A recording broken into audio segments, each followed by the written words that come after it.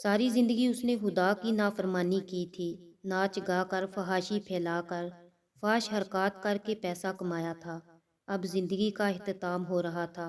लोग उसे कलमा तैयबा की तलकीन कर रहे थे, मगर उसकी ज़बान से ये अल्फाज अदा नहीं हो रहे थे।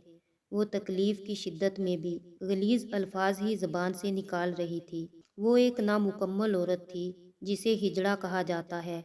उसका नाम शबनम था। हिजड़ों के ग्रुप की गुरु थी।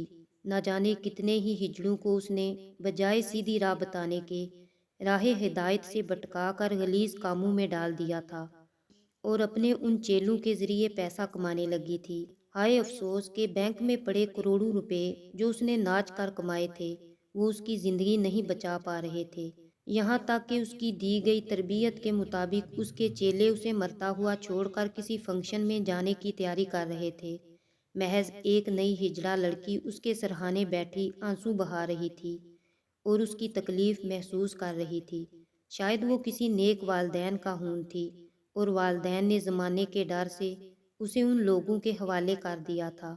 जब सब लोग चले गए और वो नौउम्र हिजड़ा लड़की अकेली गुरु के पास रह गई, तो उसने गुरु से पूछा था कि ऐसा कौन सा गुनाह है जो आड़े आ रहा है और तुम्हारी ज़बान पर कलमा जारी नहीं हो पा रहा, वरना अल्लाह ताला तो बहुत मेहरबान है। वो रब तो कारून तक को माफ़ करने के लिए राज़ी था। उस रब ने तो उन लोगों को भी हिदायत बख्शी थी जो उसके महबूब नबी सल्लल्लाहु अलैहि वसल्लम को सताया करते थे। और क्या तुम्हें याद नहीं, जब एक गाने वाले बूढ़े को मौत सामने नजर आने लगी तो उसने अल्लाह ताला को पुकारा और अल्लाह ताला ने हज़रत उमर फारूक रजी अल्लाह अन्हो को उसकी मदद के लिए भेज दिया था। वो रब फ़कत उस गुनाह की वजह से जो तुम नाच गाना करती हो, तुम्हारी इतनी सहत पकड़ कैसे कर सकता है जो इतना रहीम और मेहरबान है। लड़की की ज़बानी रब्बुल आलमीन की रहमत के किस्से सुनकर उसकी गुरु शबनम रोने लगी और बताया कि वो बहुत गुनाहगार है। वो एक वडेरे के लिए काम करती है जिसको नौ उम्र शरीफ मजबूर और बेसहारा लड़कियां फराहम करती थी। लड़कों से दोस्ती करके उनको ब्लैकमेल करके उस वडेरे को पैसे लेकर देती थी और बदले में किसी भी किस्म की कानूनी जंग के लिए वो वडेरा उसका मुहाफिज बनता था। दोनों के लिए बज़ाहिर इसमें फ़ायदा था, क्योंकि मैं नाच गा कर और तुम लोगों के ज़रिए से कमा कर लाखों रुपए जमा करती थी, जबकि वडेरे मेरे ज़रिए शिकार किए गए लड़के और लड़कियों को ब्लैकमेल करके लाखों कमा लेता था। इसी दौरान हमसे एक जुल्म हुआ कि हमने एक कम उम्र यतीम बच्चे पर हाथ डाल लिया। वो लड़का महज 16-17 साल का था। वालिद फोत हो चुका था। घर में वालदा और जवान बहन थी। लड़का गैरतमंद था और वालदा और बहन को घर में बिठाकर खिलाने की तमन्ना दिल में लिए मजदूरी ढूंढने निकला। लाख कोशिश के बावजूद भी उसे काम न मिला। यहाँ तक कि घर में फाकू की नौबत आ पहुंची। वो परेशानी की हालत में सड़क पर खड़ा था। चेहरे का हुस्न गुर्बत, परेशानी और फिक्र से गहना रहा था। जब मेरी नज़र उस पर पड़ी तो मैं उसके पास पहुंची, उसके हालात मालूम किए तो मुझे वो बहुत आसान शिकार लगा। मैंने सोच लिया कि उसको बचाने की खातिर उसकी माँ जेवर और घर बेचकर भी पैसा देगी। लिहाजा मैंने उसे 1 महीने का राशन ले कर दिया और अपने साथ फंक्शन पर पैसे जमा करने की खातिर ले जाने लगी और जल्द उसके दिल में जिस्म की हवस डाल दी।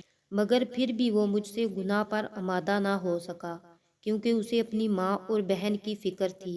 जब वो किसी तौर पर काबू ना आया तो मैंने उस पर चोरी का इल्ज़ाम लगाकर वडेरे के ज़रिए गिरफ्तार करवा दिया और उसके घर वालों से 3 लाख का मुतालबा कर दिया। चूँकि घर से 3 लाख रुपए देने की घर वालों की हैसियत न थी और बेटे को छुड़ाना भी ज़रूरी था, लिहाजा उस लड़के की बहन ने गुर्दा बेचकर भाई को छुड़ाना चाहा। गुर्दा बेचकर पैसे ले लिए और हम तक पहुंचा दिए। हमने वो लड़का भी वापस भेज दिया, मगर उसकी बहन महज 3 दिन बाद मर गई। जब उस लड़के की बहन मर गई तो चंद दिन बाद वो दोनों माँ बेटे रोते धोते मेरे पास आए और मुझे बद्दुआएं देने लगे। मैंने उसी वक्त वडेरे को बुलवा लिया और वडेरे के गुंडों के साथ मिलकर दोनों माँ बेटे को मारकर अधमरा कर दिया। जब वो मरने लग पड़े तो हमने उन्हें उठाकर एक वीरान सड़क पर फेंक दिया اس کے بعد وہ پلٹ کر کبھی میری دہلیز پر نہیں آئے، چاہے وہ اسی رات مر گئے تھے یا پھر بچ گئے تھے، مجھے نہیں خبر۔ میں اپنی گناہ کی دنیا میں مگن رہی، اس کے بعد بھی کئی لوگوں کو اپنا شکار بنایا، یہاں تک کہ میری موت کا وقت آ پہنچا۔ اب جب آپ لوگ مجھے کلمہ شریف پڑھنے کا کہتے ہو تو میرے سامنے وہ ماں بیٹے پر کیا جانے والا تشدد آ جاتا ہے، اور جیسے اس وقت ان ماں بیٹے کو ہم غلیظ گالیوں کے القابات سے نواز رہے تھے، ایسے ہی غلیظ گالیاں میری زبان سے جاری ہو جاتی ہیں۔ میں بھی کلمہ شریف پڑھنا چاہتی ہوں، مگر میرے اعمال مجھے نہیں پڑھنے دے رہے۔ میں مرتے وقت تمہیں نصیحت کر رہی ہوں کہ یاد رکھنا، باقی ہر چیز کی معافی ہو سکتی ہے، البتہ کسی مظلوم، مجبور، بے کس پر کیے گئے ظلم کی کوئی معافی نہیں، اور اس ظلم کی سزا اس دنیا میں بھی ملتی ہے، آخرت میں تو ملے گی ہی ملے گی۔ اس کے بعد شبنم گرو پورا ہفتہ بغیر کچھ کھائے پیے تڑپتی رہی، یہاں تک کہ تنگ آ کر نئی بننے والی گرو نے اسے گلے میں رسی باندھ کر چھت سے لٹکا دیا، مگر جسم کمزور ہو کر وزن گھٹ جانے کی وجہ سے وہ پھر بھی نہ مری، تو اس کی ٹانگوں سے اینٹیں باندھ دی، تو صبح تک شبنم گرو مر چکی تھی۔